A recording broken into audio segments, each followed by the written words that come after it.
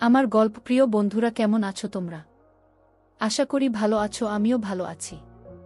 তোমাদের মজা দিতে আমি আরও একটি মজার গল্প নিয়ে এসেছি। গল্পটি শুনলে তোমাদের রড দিয়ে ঝরনার মতো পানি বেরিয়ে আসবে। তো বুঝতেই পারতেছ গল্পটা কেমন ইন্টারেস্টিং হতে চলেছে, তাই দেরি না করে কানে হেডফোন পরে নাও।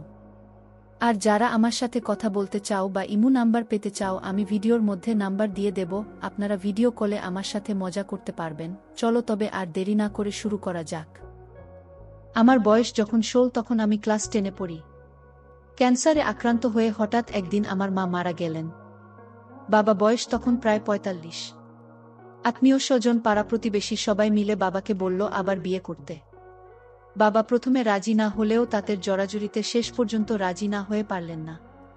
কিছুদিন পরেই বাবা অন্য একটি মেয়েকে বিয়ে করে হাজির হলেন। মেয়েটির নাম সুজাতা, বয়স 25-26 হবে, দেখতে শুনতে বেশ ভালোই বলা যায়। আমি তাকে ছোটমা বলে ডাকতে শুরু করলাম।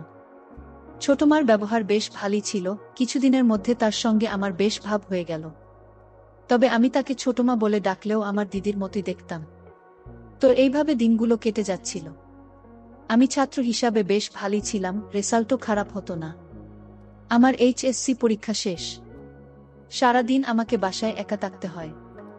বাবা সকলে অফিসে চলে যান, আর ছোটমা রান্না বাড়া নিয়ে ব্যস্ত। গল্প করে সময় কাটানোর জন্য কেউ নেই বাসায়। তাই সারা দিন ভিডিও দেখে নিজেকে শান্ত করি। কিন্তু এসব আর ভাল লাগছে না। কারণ ভিডিওতে যখন ওগুলো দেখি তখন ইচ্ছে হয় একসাথে রাত কাটানো, কিন্তু কিভাবে? বন্ধুরা সবাই টাকা দিয়ে হোটেলে রাত কাটায়। তবে আমার টাকার কোনো সমস্যা নয়, সমস্যাটা হল বড়লোক বাবার একমাই ছেলে হওয়ার। বাবা প্রতিদিন বলেন, জীবনে এমন কাজ করিস না যাতে আমার মাথা নিচু করে সমাজে চলতে হয়। তাই ভয় পাই যদি হোটেলে রাত কাটানোর সময় ধরা পড়ে যায়। কারণ ঢাকা শহরে এখন এটা স্বাভাবিক, প্রতিদিন এরকম সংবাদ শুনতে পাই। আমার একটা বন্ধুকে কিছুদিন পূর্বে পুলিশ আবাসিক হোটেলে একটা মহিলার সাথে পেয়ে ধরে নিয়ে গেছে। আমার সাথে যদি এরকম হয় তাহলে বাবা প্রথমে আমাকে গুলি করে মারবে, তারপর নিজে মরবে। কখনো ইচ্ছে করে এখনই বিয়ে করে ফেলি, কিন্তু সেটা ও সম্ভব নয়। কারণ আমার পাগল বাবা 2 বছর পূর্বে তার কোনো এক বন্ধুর সাথে আমার বিয়ে ঠিক করে রেখেছে। সেই হতভাগ্য মেয়েটাকে কোনো দিন দেখিও নি, কারণ সে দুবাইয়ে থাকে মা বাবার সাথে। আর লজ্জায় কাউকে একটা ছবি দেওয়ার কথাও বলিনি। ছবি দেখেই কি হবে? মেয়েটি কালো হোক বা বিশ্ব সুন্দরী, বিয়ে তাকেই করতে হবে। আমার মতামত দেওয়ার কোনো সুযোগ নেই, কারণ বাবার কথার অবমাননা করার আমার সাহস হয়নি। বাঘের মতো ভয় পাই বাবাকে। কয়েকদিন পর গ্রামের বাড়ি থেকে ফোন দিয়ে চাচি বলেন, গ্রামে কিছুদিনের জন্য বেড়াতে আসব। কিন্তু গ্রামের পরিবেশ আমার একদম পছন্দ না। তবে কিছুদিনের জন্য বাবার কাছ থেকে দূরে যাবার সুযোগ মিস করতে চাই না, তাই রাজি হয়ে গেলাম। তবে গ্রামে যাবার আরও একটা কারণ হলো আমার চাচি। আমাদের গ্রামের বাড়ি সিলেটে। চাচা লন্ডনে থাকেন আজ 10 বছর ধরে। চাচি তার 2টা মেয়েকে নিয়ে একা গ্রামের বাড়িতে থাকেন। বড় মেয়ের নাম সাদিয়া, ছোট মেয়ের নাম নাদিয়া। সাদিয়া 8ম শ্রেণীতে পড়ে আর নাদিয়া 5ম শ্রেণীতে। চাচির নাম সুমা, বয়স 30। একটু স্বাস্থ্যবতী, তবে অসম্ভব সুন্দরী, দারুণ আকর্ষণীয়। তবে দুঃখের বিষয়, এমন বুকে রেখে চাচা দেশের বাইরে থাকেন, আর চাচি এমন একটা সুন্দরী হয়েও পিপাসায় আজ 10 বছর ধরে ভুগছেন। অবশেষে আমি বাবার অনুমতি নিয়ে গ্রামের বাড়িতে চলে এলাম। আমাকে দেখে সবাই অনেক খুশি। 5 বছর আগে দাদুর মৃত্যুর পর গ্রামের বাড়ি এসেছিলাম, আর আজ এলাম। সবাইকে দেখে বেশ ভাল লাগছে, বিশেষ করে চাচিকে দেখে। গ্রামের বাড়িতে চাচি আর উনার 2 মেয়ে ছাড়া আর কেউ থাকে না। তিনি 2 মেয়েকে নিয়ে বিশাল বাড়িতে একা থাকেন। তবে একটা কাজের মেয়ে আসে প্রতিদিন সকালে, আবার সব কাজকর্ম করে সন্ধ্যার পর চলে যায়। চাচি একটু অলস, তাই কাজের মেয়ের আশা। ইদানিং তার ডায়াবেটিস রোগ ধরা পড়েছে। অনেক দিন পর তাদের সাথে দেখা। তাদের সাথে অনেক গল্পগুজব করলাম। কখন যে রাত হয়ে গেল বুঝতে পারলাম না। চাচি খাবার টেবিলের উপর রেখে আমাদেরকে ডাকছেন। খাবার খেয়ে সবাই আবার গল্পে ব্যস্ত। একটু পর চাচি এসে তাদেরকে তাড়িয়ে দিয়ে বলেন, ঘুমাতে যাও। তারপর তিনি আমার সাথে বসে অনেক গল্প করলেন। তারপর ঘুমিয়ে পড়লাম। সকালে ঘুম থেকে উঠে মুখ ফ্রেশ হওয়ার জন্য পুকুরে গেলাম। গ্রামে অবশ্য শহরের মতো বাথরুম নেই, আছে তবে শুধু প্রকৃতির কাজ করার জন্য। পুকুর পাড়ে গিয়ে দেখি চাচি গোসল করছেন, শুধু একটা কোট পরে। তখন চাচিকে দারুণ লাগছে। হঠাৎ চাচির চোখ আমার দিকে পড়ল, কিন্তু আমি সে লক্ষ্য করিনি। আমি হাঁ করে উনার ওই দিকে তাকিয়ে আছি। তিনি আমাকে বলেন, এই ছেলে, বোকা ছেলে, এমন হাঁ করে কি দেখছ? আমি কোনো কথা না বলে সাথে সাথে ভয় পেয়ে তাড়াতাড়ি চলে আসি রুমে। তবে কিছুক্ষণ পর তিনি নাস্তা তৈরি করে আমাকে ডাকলেন। আমি একটু ভয় পেয়ে গেছি, তাই মাথাটা নিচু করে খাবার ঘরে গেলাম। তিনি বলেন, নাস্তা করে নাও। তিনি এমনভাবে কথা বলছেন যেন সব কিছু স্বাভাবিক। তবে আমি একটু লজ্জা পেলাম। হয়তো চাচি ছেলে মনে করে কিছু বলেননি। তবে সারাদিন চাচির এমন রূপ আমার চোখে বাসতে লাগল। রাতে বসে সাদিয়া নাদিয়ার সাথে গল্প করছি। হঠাৎ চাচি আমার সামনে হাজির, এমন ভাব সেজে গুজে আসলেন যা আমি কখনই ভাবি নাই। তিনি একদম পাতলা একটি নাইটি পরে আমার সামনে দাঁড়িয়ে আছেন। দেখে আমার মাথা ঘুরাতে শুরু করল। রাতে কোনো রকম খেয়ে ঘুমিয়ে পড়ি, কারণ চাচির এমন রূপ দেখে আমি একেবারে অস্থির। পরের দিন সকালে ঘুম থেকে উঠে ফ্রেশ হয়ে বসে আছি পুকুরে পাড়ে। চাচি সাদিয়া নাদিয়াকে স্কুলে পাঠিয়ে গোসলে আসলেন। আমি তাকে দেখে চলে যাচ্ছি, তখন তিনি আমার হাতে ধরে পুকুরে কোমরের উপর পানিতে নিয়ে আসেন। আমিও বোকার মতো তার সাথে পানিতে চলে এসেছি, অথচ আমি সাঁতার কাটা জানি না। পানিতে নেমে চাচি দুহাত আমার কাঁধের উপর রেখে দাঁড়িয়ে আছেন, আমার চোখে চোখ রেখে। আমি ওনার চোখে এখন শুধু আমার জন্য দেখতে পেলাম। আমি আস্তে আস্তে আমার দুহাত ওনার সামনে রাখলাম। তিনি আমাকে সাঁতার শেখানোর জন্য এগিয়ে আসলেন, কিন্তু হঠাৎ কাজের মেয়ে পুকুরে পাড়ে কিছু থালা বাসন ও কাপড় ধোয়ার জন্য। ছোট আম্মু কাজের মেয়েটিকে দেখে লজ্জায় আমাকে পানি রেখে উঠে ঘরে চলে যান। আমার মাথায় আগুন উঠে গেল। ইচ্ছে করছিল কাজের মেয়েটিকে লাথি দিয়ে মেরে ফেলি, কিন্তু নিজেকে কন্ট্রোল করে চলে এলাম রুমে। ইতিমধ্যে সাদিয়া নাদিয়াও স্কুলে থেকে এসে গেছে। দেখতে দেখতে সন্ধ্যায় পেরিয়ে রাত হয়ে গেল। রাতের খাবার খেয়ে আমার রুমে বিছানার উপর বসে বই পড়াচ্ছি, তখন সবাই ঘুমিয়ে পড়েছে। হঠাৎ চাচি একটা পাতলা শাড়ি পরে আমার রুমে। আমি উনাকে দেখে হাঁ করে তাকিয়ে আছি। তিনি রুমে ঢুকে দরজা বন্ধ করে দিয়ে আমার কোলে এসে বসলেন। উনার দুহাত আমার কাঁধের উপর রেখে আমার চোখে চোখ রেখে কি যেন দেখছেন। তিনি একটু লজ্জা পেয়ে আমার দিক থেকে মুখ ফিরিয়ে নিলেন। আমি উনার কানের কাছে হালকা করে একটা হামি দিলাম। তিনি চোখ বন্ধ করে ফেললেন। এভাবে 2 ঘন্টা পার হয়ে গেল। আসলে আমার জীবনের প্রথম ভালো লাগার মানুষ ছিল আমার চাচি। ওখানে যতদিন ছিলাম প্রতিদিন চাচির সাথে আমার ভালো একটা সম্পর্ক হয়েছিল। ওখানে কিছুদিন থাকার পর বাসায় ফিরে এলাম। বাসায় ফিরে আমি শুধু ঘরবন্দি ছিলাম না, বন্ধুদের সাথে মিশে নিয়মিত খেলাধুলা, গল্প এবং খেলাধুলার দেখার চর্চাও আমার ছিল। কিন্তু আমি একটা জিনিস বেশ বুঝতে পারতাম যে ছোটমা মানে আমার সৎ মা সংসার জীবনে মোটেই সুখী ছিল না। মাঝে মধ্যেই তাকে লুকিয়ে কাঁদতে দেখতাম। যদিও এই ব্যাপারে আমি তাকে কখনো কিছু জিজ্ঞাসা করতাম না, তবে বাবার সঙ্গে তার মনের অমিল পরিষ্কার বোঝা যেত। হাজার হোক, ছোটমা তো প্রায় বাবার অর্ধেক বয়সী, তাই মিল হওয়া সত্যিই বেশ কঠিন। এরপর প্রায় 2 বছর পরের কথা বলছি। আমি তখন কলেজে পড়ি, পড়াশোনা বেশ ভালোই চলছে। হঠাৎ করে বাবা চাকরিতে বদলি হয়ে দিল্লিতে চলে গেলেন। বাড়িতে পড়ে রইলাম আমি এবং ছোটমা। তখন আমার দায়িত্ব গেল বেড়ে, পড়াশোনার সঙ্গে সঙ্গে বাজার হাটও করতে হতো। এমনি বাড়িতে কাজের লোক থাকলেও ছোটমা রান্না বান্না করত, আর তার রান্নার হাতও চমৎকার ছিল। কাজের লোক শুধু দুবেলা ঘর মোছাঝাড় দেওয়া, বাসন মাজা এইসব কাজ করে দিয়ে চলে যেত। রাতের বেলা আমি ও ছোটমা দুজন যে যার নিজের ঘরে শুতাম। আমার অনেক রাত পর্যন্ত পড়াশোনা করার অভ্যাস ছিল। রাতে শুতে আমার প্রায় দিনই 2টো বেজে যেত। ওদিকে ছোটমা তাড়াতাড়ি শুয়ে পড়লেও সহজে তার ঘুম আসত না। রাতে সে বেশ কয়েকবার উঠে বাথরুমে যেত। মাঝে মাঝে সে আমার সঙ্গে এসে খানিকক্ষণ গল্প করে যেত। তো এভাবেই বেশ চলে যাচ্ছিল আমাদের। ছোটমার একটা বদভ্যাস ছিল, রাতে শোয়ার সময় সে সামনে কিছু না পড়ে শুত। আর সে প্রায় দিনই দরজা খুলে শুট বলে রাতে বাথরুমে যাওয়ার সময় কখনো কখনো তার ধোবতবে পিছন দেখতে পেতাম। আবার সেসব দেখলেই আমার নিচের জাগ্রত যেত। তখন নিজেই নিজেকে সান্ত্বনা করতে হতো। একদিন রাতে আমি বাথরুম থেকে ফিরছিলাম, হঠাৎ ছোটমা ডাকল। ডাক শুনে সেখানে গেলাম, গিয়ে দেখলাম যথারীতি সেই সামনে কিছু না পড়ে শুয়ে আছে। কাছে যেতেই বলল, কিরে জনি, এখনো ঘুমাসনি? এদিকে আয় তো একটু। এই প্রসঙ্গে বলে রাখা দরকার যে আমার ভালো নাম হল রহিবুল ইসলাম জনিক, আর ডাকনাম হল জনি। মা বাবা আদর করে একমাত্র ছেলের এরকম নাম রেখেছিল। যাই হোক, আমি ছোটমার কাছে গিয়ে জিজ্ঞাসা করলাম, কি হল, ডাকছিলে কেন? ছোটমা বলল, এই জনি পিছনটা না খুব ব্যথা করছে, একটু হাত দিয়ে মালিশ করে দে না। আমি বললাম, এখনই দিচ্ছি, তুমি কোনো চিন্তা করো না। আমি ওর মালিশ করতে শুরু করে দিলাম। মালিশ করার পর ছোট মা বলল, তুই তো বেশ ভালো মালিশ করিস। আমার ব্যথাটা এখন আর নেই। মাঝে মাঝে এরকম সেবা করিস। মনে মনে ভাবলাম এত আমার পরম সৌভাগ্য। কিন্তু মুখে বললাম, বেশ তো, তোমার দরকার হলে ডেকো। ওদিকে আমার ছোট বাবু তখন বেরিয়ে আসতে চাইছে। তাই আমি আর দেরি করলাম না। তাড়াতাড়ি বাথরুমে গিয়ে কাজ সেরে করে ঘুমাতে গেলাম। এর কিছুদিন পরের কথা বলছি।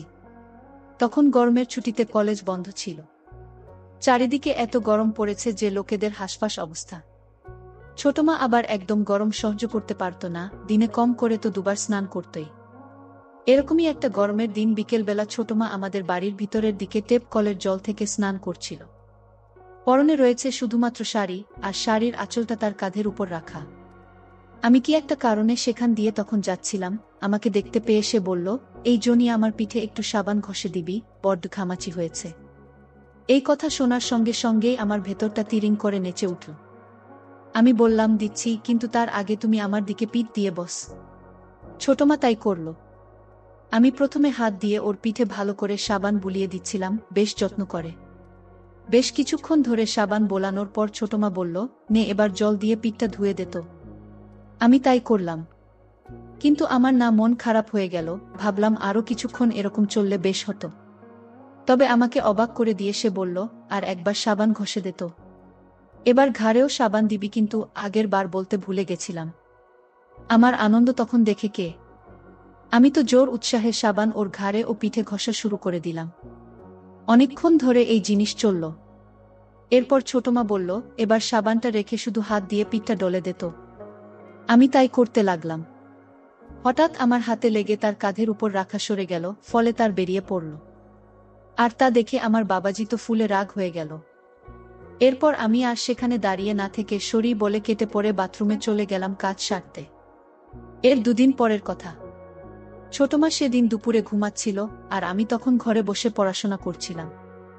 হঠাৎ মনে হলো, ছোটমা তো আর ঘুমের সময় ওই পড়ে ঘুমায় না, একটু ওর ঘরের পাশ দিয়ে একটু ঘুরে আসা যাক, নাইদি কিছু দেখার সুযোগ পাই। যেমন ভাবা তেমন কাজ, সঙ্গে সঙ্গে তাই করলাম। সেদিন আমার ভাগ্য খুব ভালো ছিল। দরজার কাছে গিয়ে দেখি ছোটমা সোজা হয়ে শুয়ে অঘরে ঘুমাচ্ছে, আর তার সামনে থেকে সরে গেছে। আমি যে তখন কি করব তাই বুঝতে পারছিলাম না। আমার তো হাত নিষ্পিস করতে লাগলো। কিন্তু আমি অনেক কষ্টে সেই উত্তেজনা দমন করলাম। বেশ কিছুক্ষণ সেখানে দাঁড়িয়ে থেকে ধীরে ধীরে বাথরুমের দিকে পা বাড়ালাম। বুঝতেই পারছেন কি জন্য সেখানে যাচ্ছিলাম। কিছুক্ষণের মধ্যে কাজ শেষ হয়ে গেলেও আমি ছোটমার ওই কথা ভাবতে ভাবতে নিজের ধরলাম। ওই সময় হঠাৎ ছোটমার ডাক শুনে আমি চমকে গেলাম, কি রে, কি করছিস রে? তাড়াহুড়োয় যে বাথরুমের দরজা বন্ধ করতে ভুলে গেছিলাম সেদিকে খেয়ালই ছিল না। তাড়াতাড়ি সব নিয়ন্ত্রণ করে বললাম, জোরে বাথরুম পেয়ে গেছিল ছোটমা, তাই দরজা বন্ধ করতে ভুলে গেছি। এরপর জল দিয়ে পরিষ্কার করে সেখান থেকে চলে গেলাম। যাই বলে সামলাই না কেন, আমার মনে হচ্ছিল যেন ছোটমা আমার কথায় বিশ্বাস করেনি। কিন্তু কি করব, সত্যি কথাটা তো আর বলা যায় না। এরপর প্রায় 2 সপ্তাহ কেটে গেছে। হঠাৎ কিভাবে যেন আমার ঠিক পিছনে একটা ফোড়া হলো। সে এক দুঃসহ অভিজ্ঞতা, সোজা হয়ে বসতে পারি না, শুতেও পারি না। ব্যথায় জীবন দুর্বিষহ হয়ে উঠল। শেষে বাধ্য হয়ে ছোটমাকে সেকথা জানালাম। তখন দুজনে মিলে ডাক্তারের কাছে গেলাম। ডাক্তার আমায় একটা মলম লাগাতে দিলেন ব্যথা কমানোর জন্য। বাড়িতে এসে মনে হল এই মলম তো আর আমার পক্ষে একা লাগানো সম্ভব নয়, কারো সাহায্য নিতেই হবে। ছোটমা এমনিতে বেশ সরল, তাই তাকে এটা বলতেই সে সাহায্য করতে রাজি হয়ে গেল। ব্যথার সময় আমি বাড়িতে লুঙ্গি পরা শুরু করেছিলাম। তাই ছোটমা আমার পেছনে মলম ঘষতে শুরু করল। ছোটমার নরম হাতের ছোঁয়ায় আমার খুব ভাল লাগছিল। তো এভাবেই 2 দিন 2 বেলা ধরে চলল। 3 দিনের দিন থেকে ব্যথা কমতে শুরু করল। কিন্তু আমি ছোটমাকে সেকথা জানালাম না, ভাবলাম যদি মালিশ বন্ধ হয়ে যায়। তো যেদিন থেকে আমার ব্যথা কমতে শুরু করল সেদিন দুপুরের কথা বলছি। খাওয়ার পর দুজনে বসে গল্প করছিলাম। হঠাৎ ছোটমা বলল, কি রে, এবেলা মলম লাগাবি না? আমি একটা শুনে মনে মনে ভাবলাম একটা চান্স নিয়ে দেখাই যাক না, যদি কোনোভাবে তাকে আমার বাবাজি দেখিয়ে পটাতে পারি। তাই আমি বললাম যে হ্যাঁ, নিশ্চয়ই। এই বলে আমি সোজা হয়ে সামনের দিক দেখালাম। অথচ আমি মুখে এমন ভান করলাম যেন এটা আমি ভুল করে ফেলেছি। তাই আমি সঙ্গে সঙ্গে তাকে সরিয়ে বললাম এবং পিছন দেখালাম। কিন্তু আমার ওই ক্ষণিকের দর্শনে তার চোখ যেন ছানা বড়ার মতো হয়ে গেল। আমি মনে মনে ভাবলাম যে না, কিছু তো কাজ হয়েছে, এবার ধীরে ধীরে ফুল অ্যাকশন শুরু করতে হবে। এরপর ছোটমা যথারীতি আমায় মলম ঘষতে শুরু করে দিল। কিছুক্ষণ পর আমি তাকে বললাম যে, ছোটমা একটা কথা বলব, কিছু মনে করবে না। মলম ঘষতে ঘষতে ছোটমা উত্তর দিল, কি হয়েছে বলে ফেল না। তখন আমি তাকে বললাম যে, আমার সামনের ওখানে হঠাৎ খুব ব্যথা করছে, একটু হাত বুলিয়ে দেবে। ছোটমা আমায় বলল, ঘুরো দিচ্ছি। সে কথা শুনে আমি আবার সোজা হয়ে পড়লাম। এরপর তো আমি সামনের বার করে সোজা হয়ে পড়লাম, কিন্তু মনে মনে ভাবতে লাগলাম দেখা যাক এবার ছোটমা কি করে। ছোটমা প্রথমে আমারটা ভালো করে দেখল, তারপর সেটা বাম হাতে ধরে ডান হাতের আঙ্গুল দিয়ে বোলাতে শুরু করল। সে যত হাত বোলায় তত আমার বাবাজি রাগ করতে শুরু করে। আমি আগেই বলেছি যে ছোটমা বেশ সরল, তাই সে তখন অবাক হয়ে বলল, কি রে, তোরটা যে খালি বড় হয়ে যাচ্ছে। আমি বললাম যে, সে তো আমি জানি না, দেখো আমার ব্যথাটা যেন কমে। আচ্ছা, একটু তেল দিয়ে মালিশ করে দাও না। ছোটমা বলল, দাঁড়া দিচ্ছি। এই বলে সে আমার ঘরে রাখা নারকেল তেলের কৌটো থেকে তেল নিয়ে মালিশ করতে শুরু করে দিল। ওখানে তেল মালিশ করার সময় আমার খুব ভালো লাগছিল। যাই হোক, কিছুক্ষণ এরকম চলার পর আমার থেকে ওখান থেকে বেরিয়ে ছোটমার হাত ভরিয়ে দিল। তখন সে আমায় জিজ্ঞাসা করল যে, কি করে তোর থেকে সাদা সাদা কি বেরোচ্ছে রে? আমি উত্তর দিলাম, পুঁজ বেরোচ্ছে ছোটমা। কিন্তু এ থেকে আমি একটা জিনিস বুঝতে পারলাম যে ছোটমার এই জীবনের অতীত অভিজ্ঞতা খুবই কম। তখন আমি সাহস করে তাকে জিজ্ঞাসা করলাম যে, আচ্ছা, তোমার আর বাবার মধ্যে ওসব হয় না? আমায় অবাক করে দিয়ে বলল, ওসব বলতে তুই আবার কিসের কথা বলছিস? আমি বললাম যে, স্বামী স্ত্রীর মধ্যে যা হয় আর কি। এবার আমার কথা বুঝতে পেরে তার মুখ লজ্জায় রাঙ্গা হয়ে গেল। সে তখন বলল, আগে বেশ কয়েকবার হয়েছে ঠিকই, কিন্তু আজকাল তোর বাবা না ওসব করতে খুব একটা পছন্দ করে না। তখন আমি বললাম যে, কিন্তু তোমার তো ওসব ইচ্ছা করে। ছোটমা বলল, আসলে তোর বাবা না বড রাগী আর বদমেজাজি লোক, তাই আমার ইচ্ছার কথা তোর বাবাকে জানাতে খুব ভয় হয়। ইচ্ছা হলেও মনের দুঃখ মনেই চেপে রাখি, কি আর করব বল। আমি তখন ভাবলাম যে তাহলে বাবা আর ছোটমার সম্পর্ক নিয়ে আমি আগে যা ভেবেছিলাম তাই তো ঠিক দেখছি। ছোটমা তো তার মনের কথা আমায় উজাড় করে দিল, কিন্তু আমার তখন মনে হচ্ছিল অন্য কথা। ভাবছিলাম যদি ছোটমাকে একবার পটিয়ে নিয়ে ভালো করে দিতে পারি, তাহলে আরও বহুবার দেওয়া যাবে, কেননা ওর মনের কষ্ট এখনো মেটেনি। তাই ভাবলাম একটা লাস্ট চান্স নিয়েই দেখি না। আমাকে শুধু আরও একটু সাহসী হতে হবে। যেমন ভাবা তেমন কাজ। সাহস করে ছোটমাকে বলেই ফেললাম, আচ্ছা, আমারটা দেখে তোমার কেমন লাগলো? ছোটমা একটু লজ্জা লজ্জা মুখ করে বলল, বেশ বড়ই বলা যায়, দেখে তো মনে হচ্ছে যেন একটা বিশাল হয়ে দাঁড়িয়ে রয়েছে। একথা শুনে আমার সাহস আরও বহুগুণ বেড়ে গেল। ছোটমাকে বলেই ফেললাম, এই বিশালটাকে একটু তোমার ভিতরে একটু জায়গা দিবে, তাহলে তো দুজনেরই কষ্ট একটু মিটত। কিছুক্ষণ সব চুপচাপ। আমার বুকটা তো ভয়ে ধীপ ধীপ করতে লাগলো। ভাবছিলাম ছোটমা এই কথা যদি আবার বাবাকে বলে দেয় তাহলে তো আমাকে নির্ঘাত বাড়ি থেকে তাড়িয়ে দেবে। প্রায় 2 মিনিট পরে ছোটমা মুখ খুল। সে বলল, তুই ঠিকই বলেছিস, তোর বাবা তো আর আমায় চায় না, তাই যে আমায় চায় তাকেই ভালোবাসার সুযোগ দেওয়া উচিত। আর আমিই বা কতদিন এই কষ্ট চেপে রাখব? সে বলেই চলল, তুই তোর মনের কথা বলে ঠিকই করেছিস। আসলে তুই আমায় ভালোবাসিস বলেই এই কথা বলতে পারলি। এই বলে ছোটমা একটা বালিশ নিয়ে আমার পাশে। আমি তখন দেখলাম যে যাক, একটা সুযোগ পাওয়া গেল। যাই হোক, এবার ছোটমাকে সেবা করে খুশি করে দিতে হবে। যদিও আমি আগে কখনো কারো সেবা করিনি, কিন্তু আমার নিজের উপর ভরসা ছিল, কেননা এর আগে বন্ধুদের সাথে বসে আমি অনেক ভিডিও দেখেছি। এইসব ভাবতে ভাবতে আমি ছোটমার পাশে রইলাম।